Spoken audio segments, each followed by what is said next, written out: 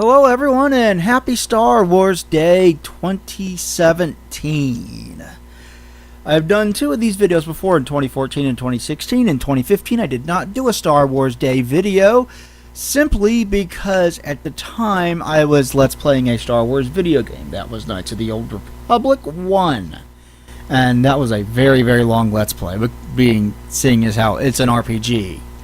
Anyway, with me is my good friend Dalton. Say hello to everybody. Hello. And we're going to play a little bit of Star Wars Jedi Knight Jedi Academy. I wanted to do Jedi Outcast, and I could not get it to work properly with OBS. It would not do it. But I got Jedi Academy working, so let's go. Let's Jedi next.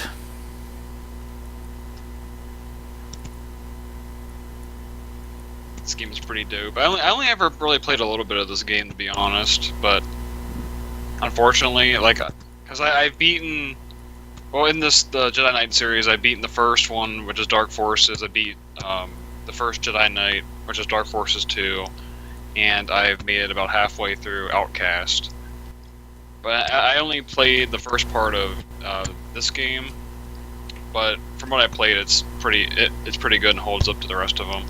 Yeah, this one is a very good game. I wouldn't say it's as good as the previous one because the story isn't as good. But, oh, yeah.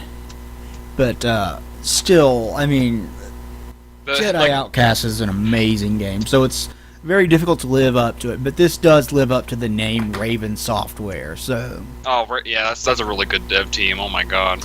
And they're wasted on Call of Duty right now. Yeah. I mean, hopefully they can breathe, good game design into that series, but we can only hope. Yeah, hopefully. Anyway, in this episode, we are going to be discussing Rogue One, which means there be spoilers ahead. So you have been warned well ahead of time. There will be spoilers ahead, and I'm going to get copyrights out the ass for this music. Yeah. Oh, God, yeah, I need that. Can you hear me okay over the music? Because the music's kind of loud in my ears. It's pretty good.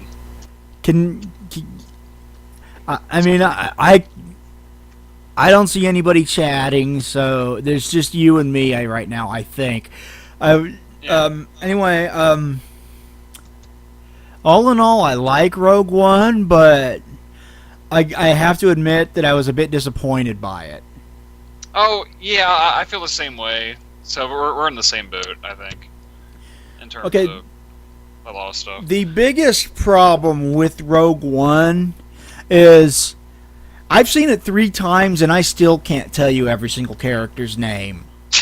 Yeah, I'm exactly the same way. I don't remember anything about the names, to be honest. Yeah, I don't remember characters' names. I don't remember any of that. I mean, after seeing Episode 7, The Force Awakens, for the very first time, I remembered Finn, I remembered Rey, I remembered Kylo Ren, I remembered Poe Dameron, Yeah, I'm the same way about that movie too. So where that one did a very good job of characterizing the different characters in it. This one, not so much. The characters are kind of disappointing. I will turn the game down in a little bit after this opening cutscene. I will, but yeah. That's my biggest problem. The only character that receives any backstory or anything like that at all is Jyn. Yep. Because the movie really starts off with her as a kid, and then we flash forward to her as an adult. Oh yeah. And even that is not perfect because. We see her as a kid, and then we're like, oh, by the way, she has a history with Saw Gerrera that we're never going to see. She has committed a bunch of crimes that we're never going to see. She got arrested and put in a prison camp, and we're never going to see that happen. We're never going to see the Star Wars concentration camp. We just That's what it was, we basically. know it exists, and that's all we know. Oh man, so much wasted lore they could add in to that Yeah. whole like dark side of the Empire. Yeah, it. So even though we get backstory on her, it still feels like we don't get backstory on her because, like, we find out she gets arrested, and then when we find out what she did that's considered illegal or whatever, it's like, okay, here's a list of things, and that's all it is. It's like They read off a fucking list. They don't let you see any of it.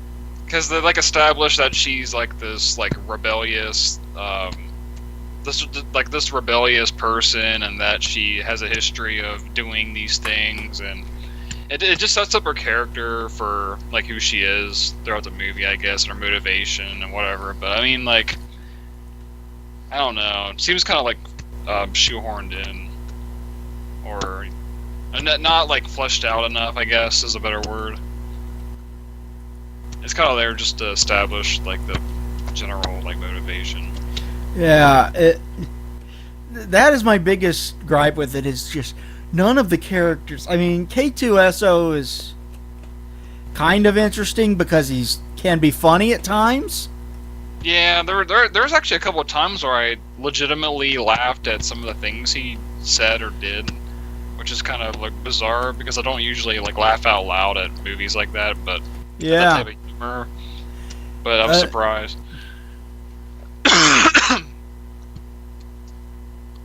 Yeah, but she's got none of the other characters you hardly know anything about.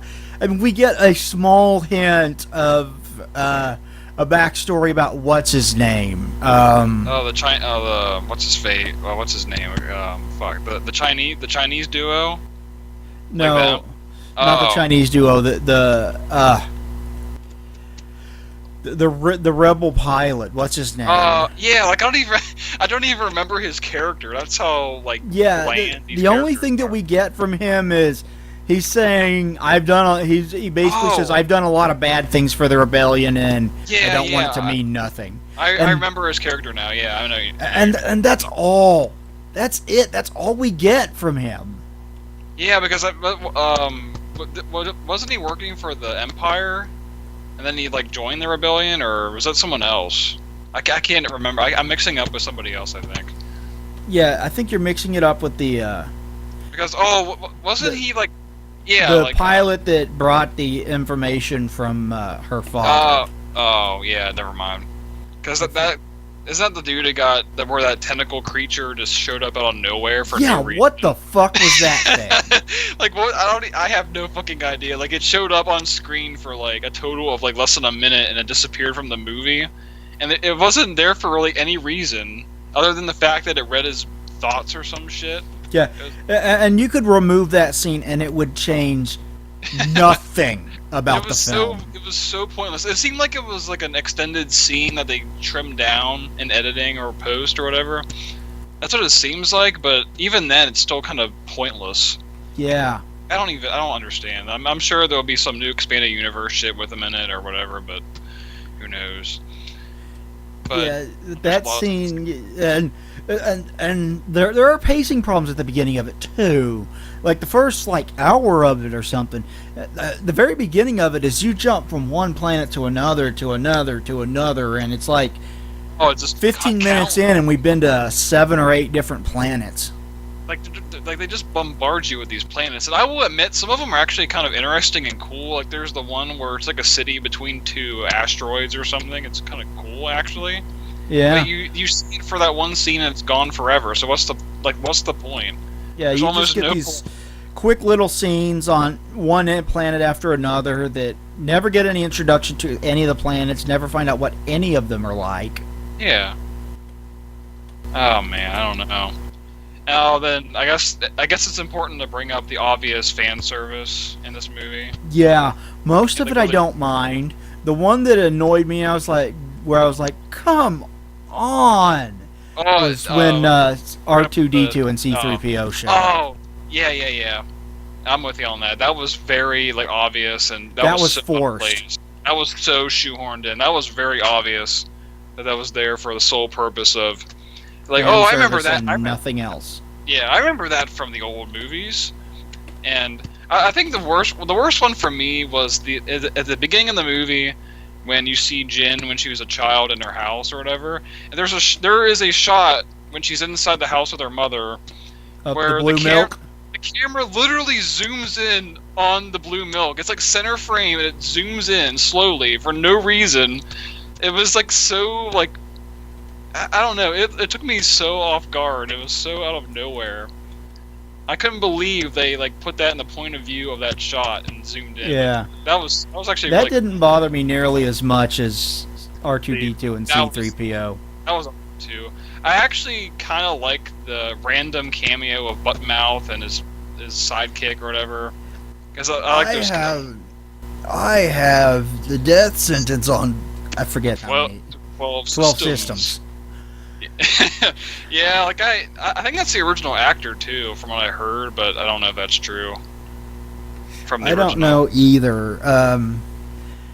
But yeah, it also has some tone problems where it has a tendency to go back and forth between a lighter tone and a darker tone, like it can't decide. Yeah. And I think that has a lot to do with Disney meddling with it more than anything else. Yeah, because the original cut of the movie was darker, apparently. I mean, there are scenes in the original trailer that do not appear in the movie. Actually, yeah, like the first like official trailer for the movie, that I think 90% of the scenes in that trailer aren't even in the movie. I think a huge majority of the scenes aren't in the movie at all, from what I remember.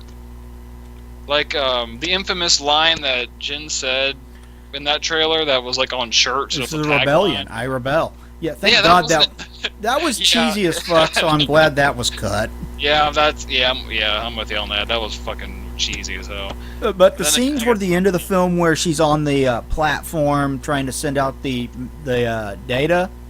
Oh, the TIE fighter comes up. And the TIE fighter comes up. Yeah. And that was cut, and I was like, "Oh man, I want to see how the fuck she got out of that." And they just cut it. Because that was one thing I wanted to see. I was waiting for that scene, and when that scene showed up when I was watching it in theaters, I was like, "Oh, the TIE fighter's gonna come up," and all of a sudden, I can't remember what happens in its place, but I remember like X-wings shoot TIE fighters in that scene, but none of them like come up in her face or anything.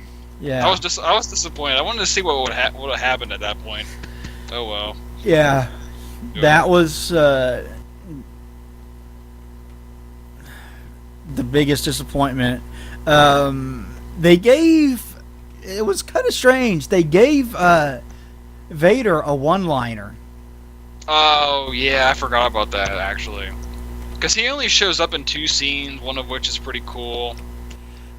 His last scene is fucking badass. Kind of just goes haywire and just completely violently murders rebel soldiers. Like, it's like kind of like bizarre seeing in like a Star Wars movie how violent he is. It seems like it'll be something in like an expanded universe game or novel or something. But I mean, that's kind of interesting to see because I never really saw that type of like violence and brutality from his character in the movies. So yeah, but at the same time, this guy is like really feared, and that really kind of solidifies. Okay, this is what makes makes him so fucking scary, you know? Yeah. Oh no, yeah. I guess when talking about Rogue One, you also got to mention Tarkin CG. Yeah. Oh God. If they had done it once and just had his back to the camera, it would have been fine. Yeah. But they just kept going back to it over and over again. Like, he doesn't play a small role in this.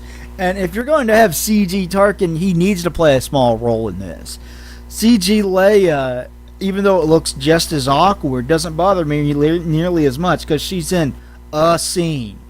She's in one scene. I wish she would have never saw her face. Yeah, so do I. Think it doesn't bother me nearly as much as Grand Moff Tarkin. I think they got a spot on like impersonator for his voice, but like when he turns his head around, the first time I ever saw it, it was kind of like bizarre. I mean, obviously because they're seeing a CG character interact with fucking like real people, so it's kind of weird, uncanny to see. But like Yeah. it's weird, yeah. Like the CG itself, like isn't that bad, I will say. But when I mean, he's standing next to real people that are actually physically there, you notice it. it's that's the whole thing. Because there's that uncanny valley where you can't, like, if you have like a CG, like if you have a really realistic CG like character model beside a real person, you're gonna notice a difference no matter how good the CG is. I mean, there's Yeah. like no getting around that. It's just like they shouldn't have gone to the lengths they did with that CG. They should have just had him like by himself with no other people around him, that sort of thing. Yeah. It they just kept cutting back to it, and it was distracting. Yeah. Once you get toward the last like hour of the film, it starts getting really fucking awesome, really fucking quick, but there's no emotional investment because none of the characters are characterized well. Yeah, like a majority of them, because a lot of them don't have any backstories. You don't know much about them, or they're just bland and not fleshed out enough. Yeah. Because it's kind of sad, because I really want to see the backstory of the Chinese duo. Yeah, Because so it do seems I. like, it seems like they have like this interesting backstory. I actually like their characters, and I wish they were like fleshed out more, which is unfortunate. I know they were added in the movie for the sole purpose of making more bucks in China, which Which has turned out become too a well. very, very big movie market in recent years. It's funny because the Chinese don't give a shit about Star Wars because they never grew up with Star Wars, because they couldn't get those movies in China until like the early 90s, Yeah. because for obvious, government reasons. Communism. Yeah. Communism. It keeps you from watching Star Wars. Yeah, same with the Russians too. But they didn't get Star Wars till like 91 of the original trilogy. Yeah, after the Soviet Union fell. But yeah, so the Chinese market, even for like Star Wars in general, they can't get the big bucks of the Chinese market, which is the second biggest movie market. But they tried and they failed. But other than that, like just those two characters, I just wish they would have had more to them. Like compared to what we got. Yeah. 'Cause I know he had a scene near the end of the movie where he's like, what the I should know what he said, because he said it like 20,000 times, but it was like, I'm the Force, and the Force is with me, or something. I am one with the Force is with me. Yeah, there we go. Yeah, he had that scene, which is kind of funny, because like the Death Troopers came out, and like the whole reason why he's doing that is he's walking over to the, like a shield thing or something. Yeah. Or some kind of, so like he has to walk out there, and I guess he's using the Force and not get shot or something, but like earlier, like in the earlier scene, those Death Troopers are literally like picking off the rebels with like precision accuracy without missing a shot, and all of a sudden they cannot hit shit. It's kind of like weird. It's like they realize that they're stormtroopers. They forgot their lack of training, and oh shit, we're not supposed to be good. We're supposed to not hit shit with their blasters. And of course, all the new characters die. Of course. Yeah, which I thought you could do something more clever with that. Like maybe they get captured and then like they were experimented on for years, and now they're re-emerging in episode 8 or something. Yeah, but and you can try to turn them again. It's kind of like the lazy way to get rid of those characters, but I don't. Oh well, it's kind of unfortunate. I could have did more, but yeah. So I like the film, but it is but disappointing. I do not understand why a bunch of people seem to think that it's better than The Force Awakens. Okay, Yeah. The Force Awakens, not a perfect film. Its biggest flaw is that it is on many levels kind of beat for beat A New Hope, Oh yeah, that's what. and A New Hope was good. Yeah. I understand why. I understand why they did that. I really do understand why. Yeah, I understand And why, because you're coming off of 3 movies that are universally reviled by basically all Star Wars fans, and then you want to gain their trust, so you try to do everything right, and you try to do something familiar that they already know and like. So like the safe routes doing what they did with Force Awakens, where they just basically got the template for Episode 4, and they basically did like a soft reboot. Yeah. So now, I mean, it works. I mean, it worked for me. There's some things I didn't like. I wish they would have did some things differently. Like I wish they would have not destroyed the Starkiller base. That's one thing. But other than that, I mean, there's other things too. But yeah. I mean, there's I like Rogue One too. Like all the problems we said about Rogue One, I have, but like, I mean, like Force Awakens has its like fan service moments, and I mean, not as like blatant as the R2D2 and C3PO scene in Rogue One, but I mean, it has its moments. It's not. I don't think there's as blatant fan service in Force Awakens compared to the latter. It never felt in your face with the fan service. It's like, yeah, okay, so I wonder how the Millennium Falcon got in this ship graveyard, but yeah. It makes sense that the Millennium Falcon might be in a ship graveyard years and years after this. So yeah, it's not like it is total loss of sense that it is there. Coincidence that it's on the same planet as the heroes of the film. Oh, yeah, Deus Ex Machina at its finest. Yeah. But yeah, just that in general, like the thing about that movie is that they don't explain much, and I hope they explain more in the subsequent movies that follow, like Last Jedi coming out later this year, and yeah, which I'm so excited for. Yeah, I want to see how they what's going on. I hope they explain more, and obviously someone's gonna die. I think I don't know who. Yeah, someone's probably. I mean, it takes balls to kill off one of the major characters like they did, and I guess Harrison Ford wanted to die off in the fucking Empire Strikes Back. I think I know for sure he wanted to die in Return of the Jedi, but yeah, he wanted to be killed off years ago, so that's something new. I guess he got his wish. That's probably how they got him to come back. Was like, okay, fine, we'll kill your character. He doesn't, because I don't think he likes Star Wars at all. I think he openly does not like Star Wars. It's not hard to notice. Ah, shit! I just fell all the way back down. Okay. Oh yeah, like platforming. But I think the biggest thing I'm worried about The Last Jedi is I hope it doesn't do the same thing it did with Force Awakens. It doesn't be Empire. I hope it doesn't be Empire. That'd be so distracting. That'd be so. Yeah, if you want to be as dark as Empire, that's fine. Yeah, like be as dark as Empire.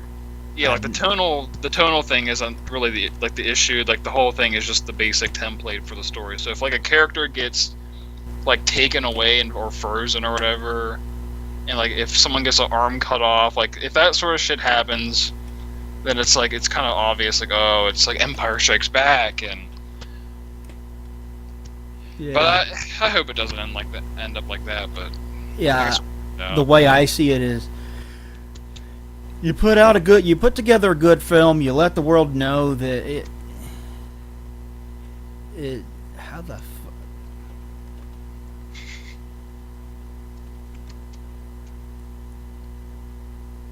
You have to use like a force power, or do you have that yet? I don't remember how to use the force power. You can probably figure out in the key binding menu. Okay, how do I use force powers?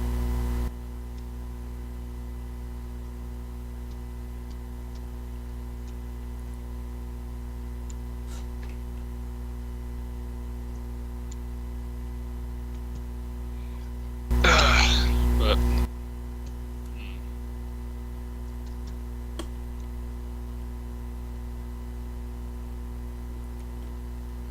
Did I select the wrong one? Sense, pull, push. There we go. Yeah, there we go. Okay, so I don't understand why people would prefer Rogue One to Force Awakens. I think Force Awakens is clearly the better film. Yeah. Which is not to say, and as much as trash as we've talked about Rogue One, we should Yeah, say we good talked a things lot of shit about it about too.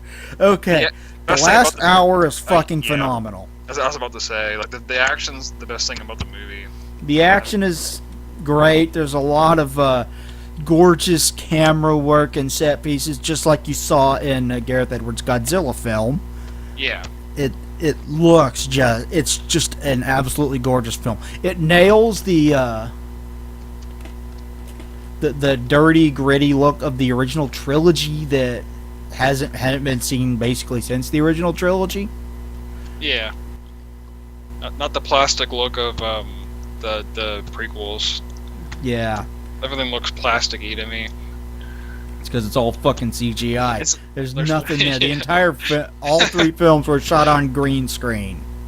Like the behind the scenes is like a fucking eyesore. Like everything is green. It's fucking horrible looking at. Oh my god.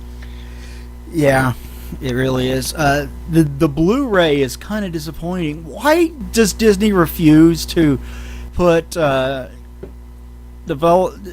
commentaries, like director commentaries, on these fucking movies? I don't know. I thought you're gonna bring up how they never reissued the original versions of the OG trilogy on Blu-ray. Because I was about to say like that needs to be done like ASAP. Yeah, they need to do that. That's Like, been why haven't they done that already? Decades. I don't know. There has to be some reason, I guess, because they would have done it by now. I think because there's a lot of money to be made off that sort of thing. But Just fucking remaster it. like I hate having to get my old Star Wars trilogy VHS collection out just to watch those fucking original versions of the movie. Well, watch Return of the Jedi without that god awful song and dance number that they put in The it. Jedi Rock or Jedi Rocks or whatever the fuck it's called. Oh, It's awful. because it's funny because like in the original version, like she's a puppet and she's singing a different song, but it's not, obnoxious as all hell, like how it is in the new versions or whatever. It's just that's probably the worst addition in the entire trilogy they added in. Honestly, easily the worst. Yeah. And like the fact they have like footage of Boba Fett like hitting on the chicks and stuff is kind of weird, but I don't know if that's in the original versions. I don't know. I don't remember that being there. But there's a lot of shit they added in that's shitty. There's actually some things I really like they added in, like a few lines they add in that like help scenes out, make them funnier or whatnot. And there's like a lot of establishing shot CG that I actually kind of like, but like especially in Cloud City, because in the original version there's not much of the actual city itself from outside like windows or whatever. That's good, but I think like the negatives outweigh the positives in terms of the stuff they added in. There's too many bad things. But God, that song is just The song is dreadful. That's the worst. Like that fucking weird like gorilla dude or whatever the fuck he was, the beast dude who shows up is like the worst part about it too. Yeah. It's so fucking horrible. That's an obvious George Lucas thing. You can just tell. Oh man. How the hell do I get up there? It's weird because I grew up watching the original versions. I grew up watching the '95 reissue on VHS, which is the last version of the original trilogy that was ever released. And like you recently got all The three of those laser discs. on that. You got the laserdisc version of that version, which is pretty cool. I need to get a fucking laserdisc player to get those movies. But it just kind of sucks every time you want to see the original movies. You gotta watch either all the CG shit, or you gotta pull out your laserdisc or VHS copies. Okay, I do not remember what the fuck I'm supposed to do here. Yeah, I think this game can be cryptic as fuck. I think from what I remember. Well, it would have been helpful if I was paying attention to Kyle's turn instead of talking, but Yeah, but what can you do? I like how this game is. I think this game is more popular in terms of multiplayer. yeah, okay. We do need to call it. Oh shit! I It's totally been forgot. 30 minutes, and that's plenty. So, yeah, Rogue One is good. It's not amazing. It has amazing moments. Happy Star Wars Day, everybody. Thank you for watching. Please like, comment, and subscribe down below. It will be greatly appreciated. We'll talk to you guys next time. And thanks, everybody, and goodbye. Bye.